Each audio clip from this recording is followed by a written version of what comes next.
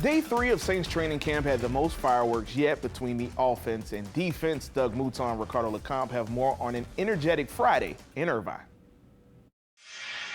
Saints wrapped up training camp practice number 3 today. That's Ricardo LeCompte. I'm Doug Mouton. We've hit our first weekend here in Irvine, California. And look, Ricardo, in the first few days of practice, the Saints have brought out their veterans to sort of set the tone for this training camp. Demario Davis, Cam Jordan, and Tyrann Mathieu. They all come out talking about the longevity of their career and where they still think this team can go. Yeah, it's still impressive that all 3 are still playing at this stage of their career. Cam Jordan, Demario Davis, 35 years old, Tyrann Mathieu, 32, all have a sense of urgency to win now because they don't know how much time they have left in the NFL. And for Mathieu, he is now that wise veteran. He's bringing all his football experience to help those young players on the defense. I've had a lot of great veterans, over the years, between Larry Fitzgerald and Patrick Peterson. And like I said, everybody's a different leader, and everybody's approach is different.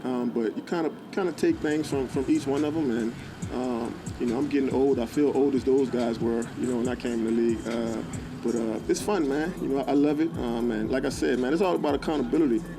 Just trying to hold everybody accountable and to that standard. Tyrann Mathieu may be football old, but he's still productive heading into his 12th season in the NFL. He had 4 interceptions last season. Yeah, and look, my favorite thing that I heard Tyrann say was he was talking about his own career and his own longevity. He said he was never the best athlete. Right. It was his instincts and his intuition that got him ahead, and he still got those in a big way. Look, to me, the guy taking a major step forward already, you see it in camp, is Carl Granderson, 8.5 sacks last year. It was his breakout season, and Dennis Allen seems to think Granderson still has another level that he can get to, and Granderson now has suddenly become the given at defensive end with a lot of other pieces. Cam Jordan with the age, Peyton Turner with the injury issues, a lot of other pieces with a chance, but Granderson is now the rock on the defensive line. Yeah, and even Dennis Allen said despite the success he had last season, he still has that drive and that focus to still be one of the best defensive ends in the NFL. One injury note on this defense, Marshon Lattimore left practice early on Friday.